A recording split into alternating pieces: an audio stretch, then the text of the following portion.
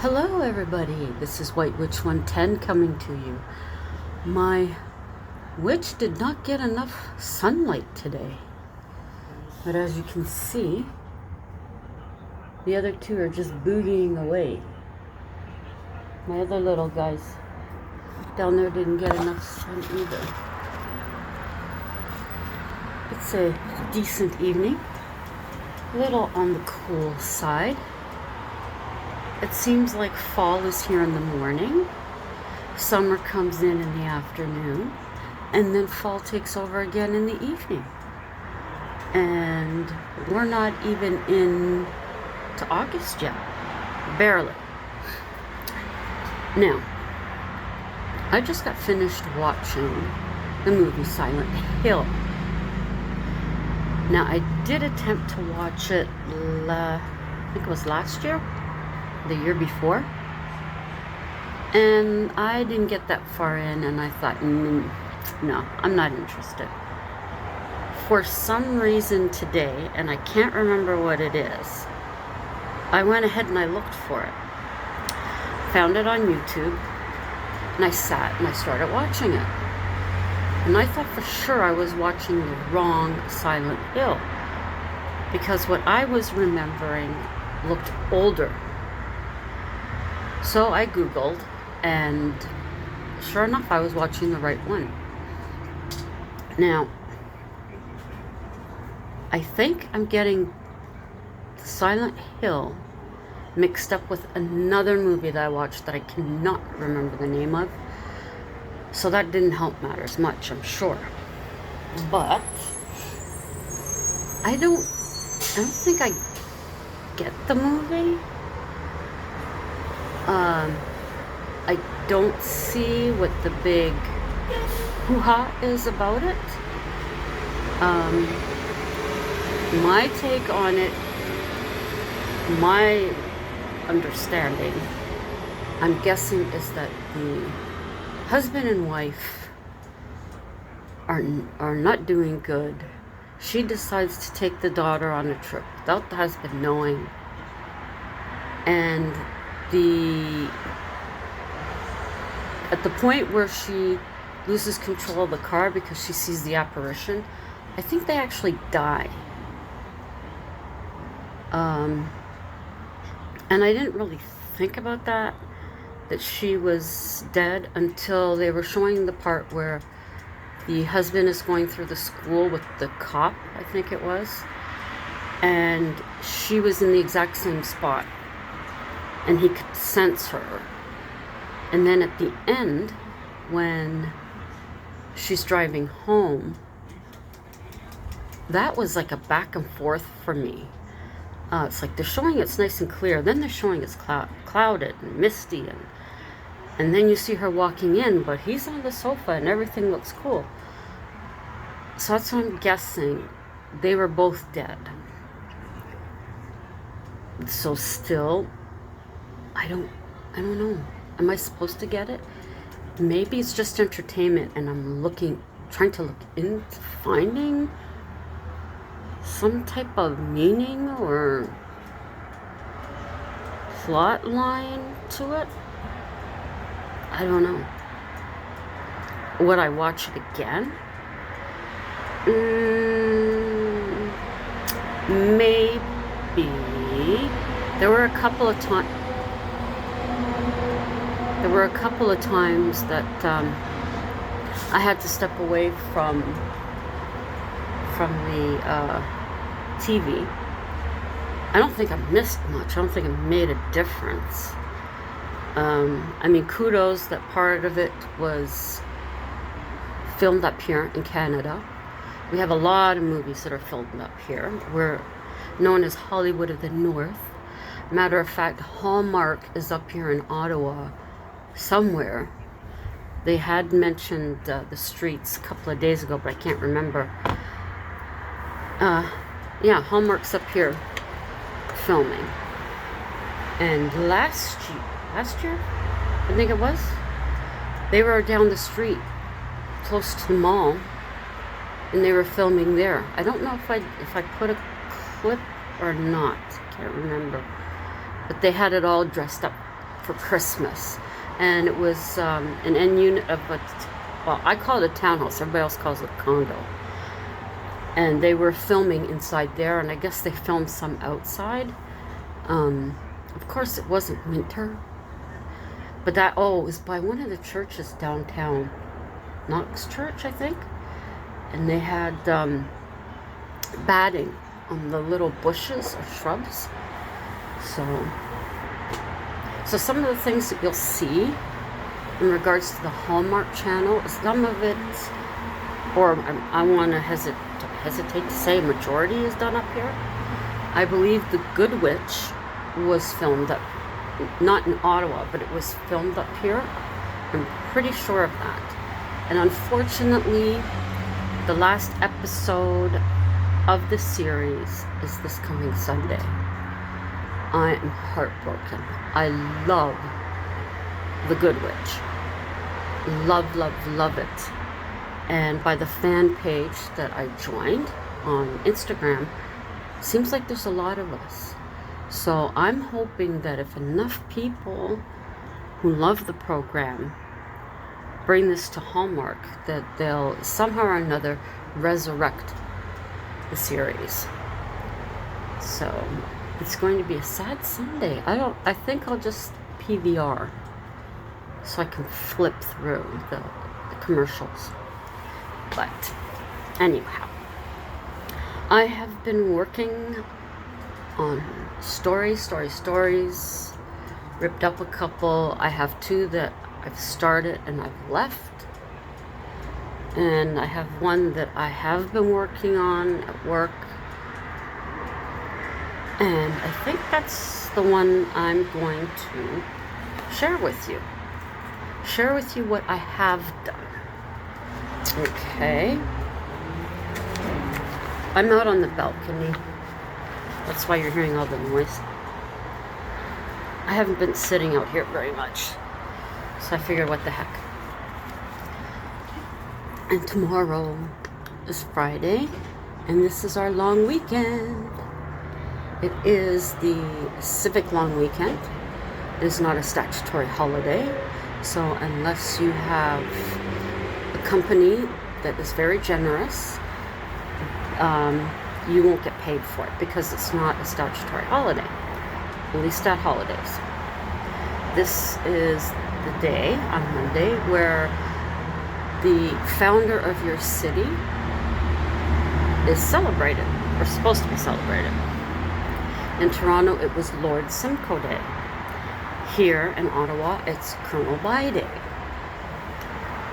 So, and of course, we won't be having all the festivities that were normally had on this weekend, which is, they had different functions down at the Bytown Museum by the locks.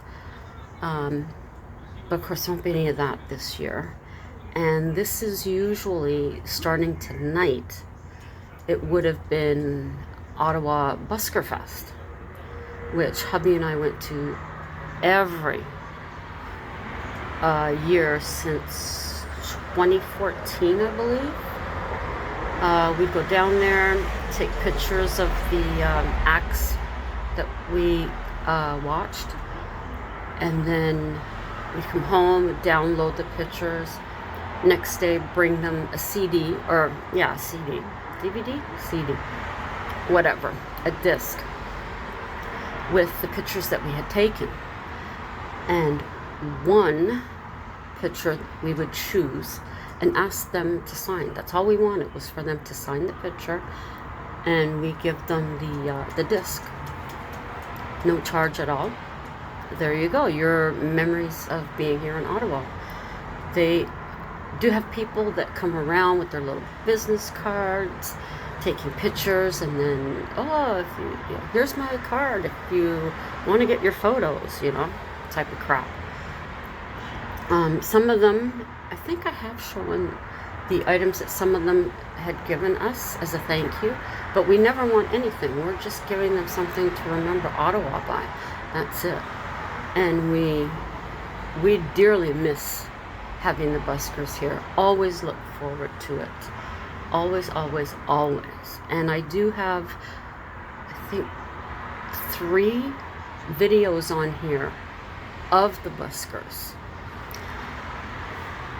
Anyway, we're at 10 minutes, so let's get this started.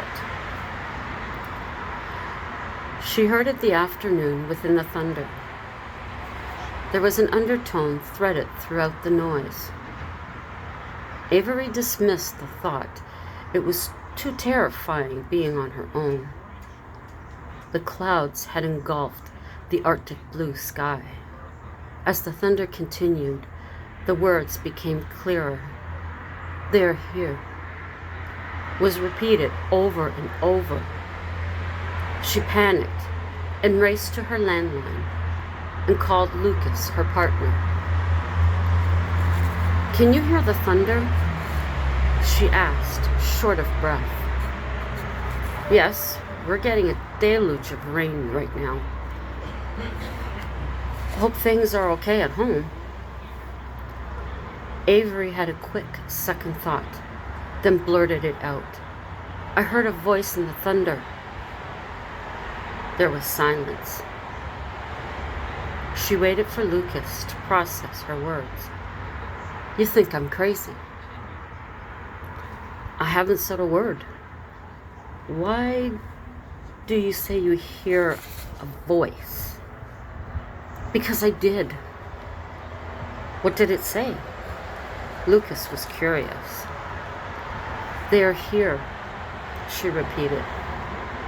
"Who is they?" This was intriguing. "I have no idea, but they're here. I recorded it on my phone. Listen." Avery placed her phone by the receiver and hit play. It only sounded like thunder to him, but Avery heard the voice clearly. "I can't listen anymore. I'll send it to you.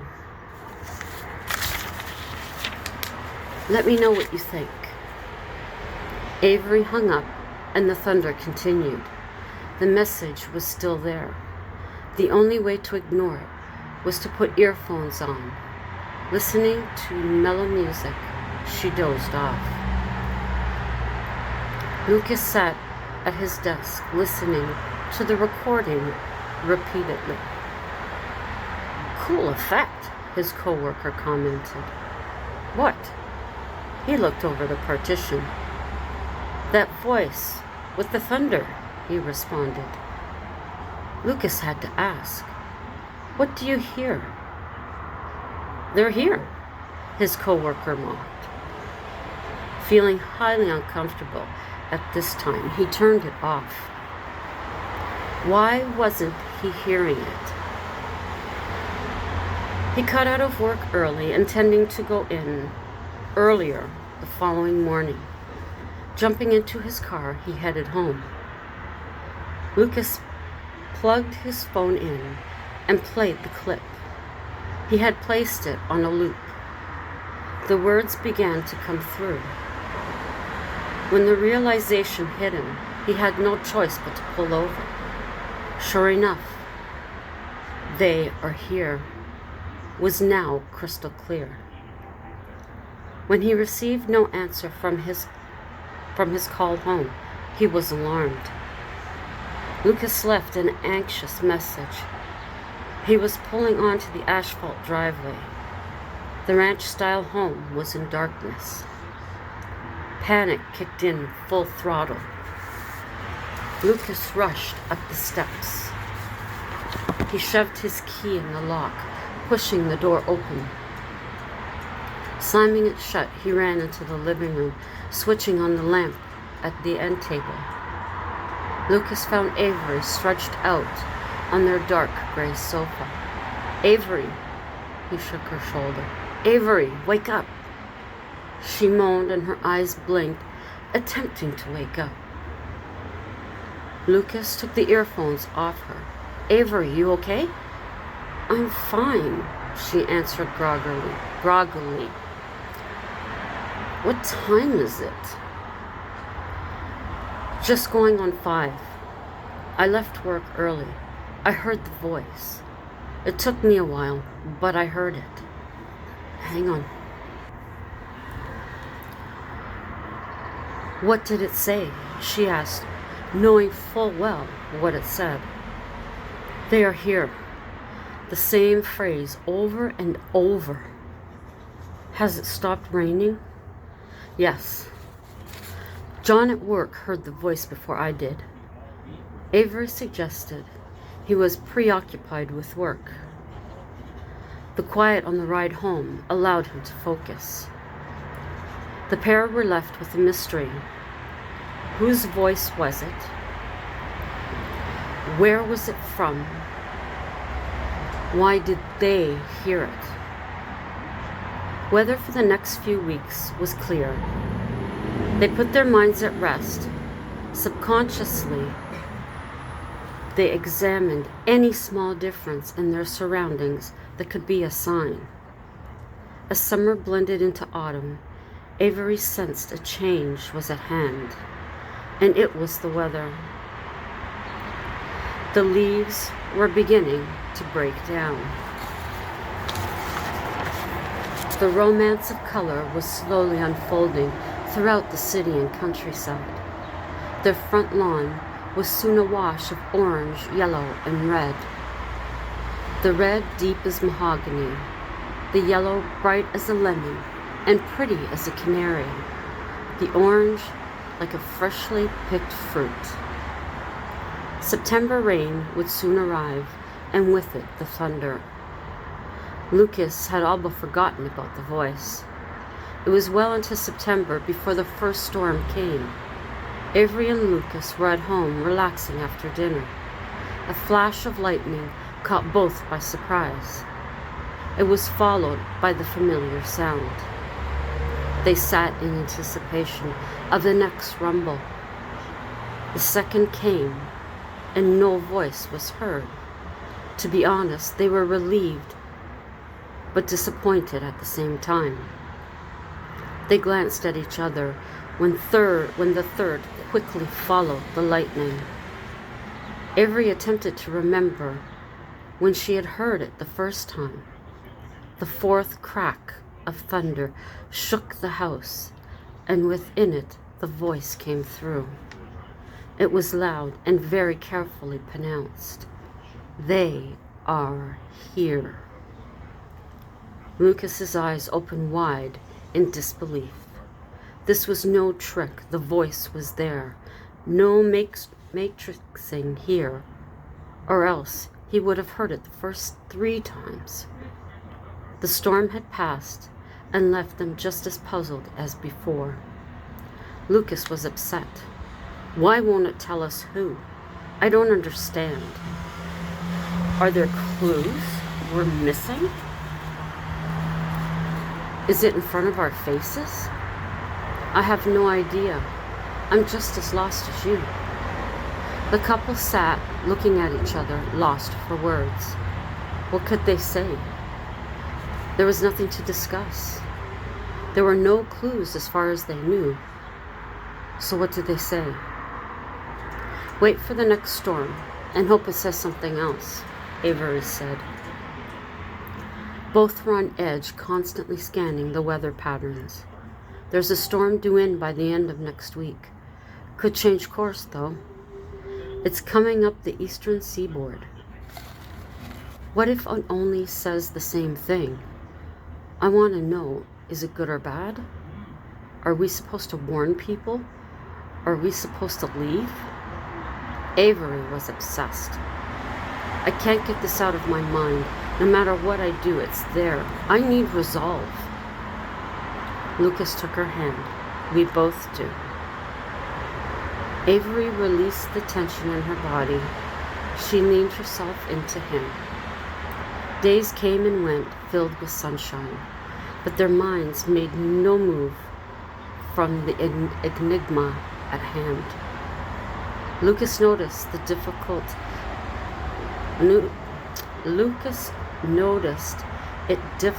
to concentrate on his work. His co-worker had also been curious about the message. I heard it for myself with that last rain we had. There's another coming. Hope the message changes. Me too, John. Lucas turned off his computer and headed home. It was a 45-minute drive.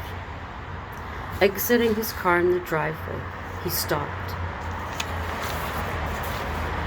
Lucas could feel the change in the air. Another weather front was on its way. He got back into his car, pressed the garage door button. The mechanism hummed as the sections of door disappeared into the roof. Carefully, he pulled forward and pressed the button once more. The panels descended into place and locked. Entering the kitchen through the hardly used door, he found Avery sitting at the table, head in her hands. What's wrong? He sat in the chair to her left. Look at the screen. Without turning around, she pointed to the TV. Lucas stood from the chair, walked into the living room. A fair-sized blob covered the area where they lived. Yellow, green, and red. Red, the most severe, was approaching in their direction. Entering the kitchen again. You're worried for the voice. Yes. Maybe it will say something different. I know it will, and that's the problem. Avery turned her eyes towards him. I'm terrified for what it might say. They regarded each other, their foreheads wrinkled and frown lines pronounced. I've had a headache all day, she told him. Did you take something? He asked, placing his warm hand on top of hers. Yes, about an hour ago.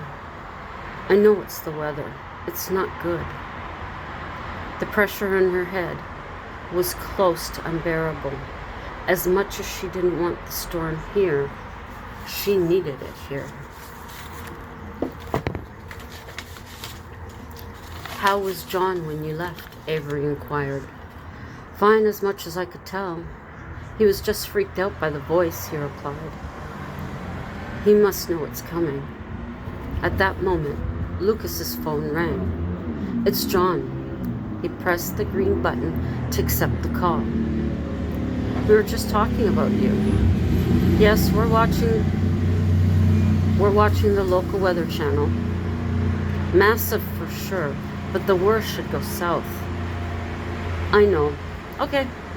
Bye. Avery pushed for the information. He seized the system. John doesn't think it will last long. A good hour, if that. He said call if anything happens. He'll do the same. There actually was no need to sit and watch the screen, but they did.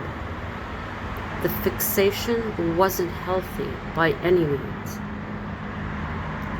It's packing a wallop. I sense it in my bones, Avery said, slow for effect. He agreed with the statement. Nothing would be the same after this.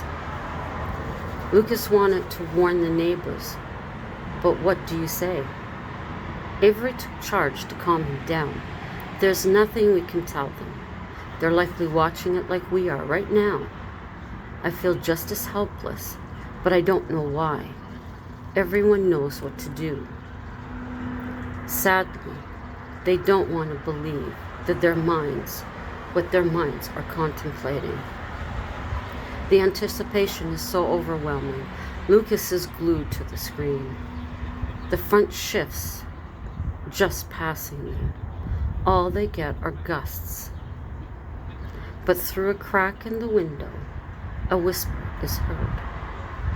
Look to the trees. What did it say? What did you say? Lucas asked, turning to Avery. I didn't say anything. Lucas shook his head and the voice came again. Look to the trees. I heard it, Avery said. Each gust that came through the screen said the identical sentence. looked to the trees. "What are we looking to the trees for?" Avery called out, gazing upward to the sky. The air went silent. The branches stood still, and the leaves ceased falling to the ground below. The great outdoors were silent. "Is this the answer to our question? I don't understand." Avery was perplexed. "This is eerie." Lucas opened the back door and stepped onto the wooden porch. "It's like all the air has been sucked up in a vacuum. There's no noise at all." Avery stepped out as to experience what he was describing. She gazed around the yard, then over to their neighbors. The atmosphere was sickly still. "I don't like this. Why can't we hear anything?" At that moment, Lucas's phone rang in his pocket. "Hello?" he asked, not being sure someone was at the other end. "Lucas, get outside." It was John in a panic. "We are outside." "So you know," John said. "It's like everything but us is frozen. Tony called to say it's deadly silent downtown. Can't even hear the traffic." Lucas had to ask, "Did you hear it?" "Yes, through my back door. I had it ajar."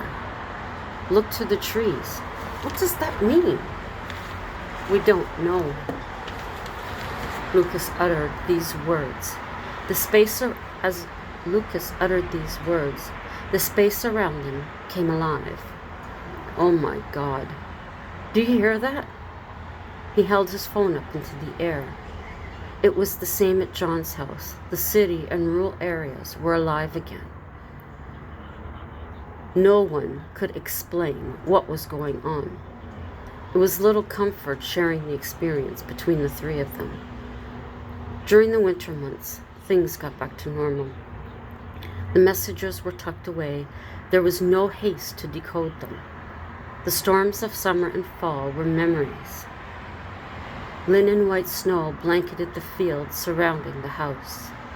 The maples were a buffer to the strong north wind. The Arctic air was relentless that year and flowed into the next. Everyone declared they were ready for spring, but with spring came the showers, and that could swiftly turn to a storm. I'll leave you there, because that's as much as I have written right now. I will continue it and hopefully have more to read to you tomorrow night. I had to go in and get a sweatshirt. Oh, it is chilly. Certainly doesn't feel like the end of July. But anyways, thank you as always to my YouTube family for joining me this evening. I greatly appreciate each one of you, and those are not empty words. To anyone who is new to my channel and coming to check things out, please feel free to check out any of my other videos. You may find something else that is more appealing to you than listening to me read my stories. If you do find something that interests you, please give it a thumbs up, drop me a comment, and share it out. Sharing the videos out is always appreciated. While you're here, consider becoming a subscriber. And if you do, remember to click that notification bell so that you'll know the next time that I upload. So have a great rest of your Thursday evening and enjoy your Friday. And to those of you in Ontario, have a great civic holiday Monday. And until the next time, ciao for now.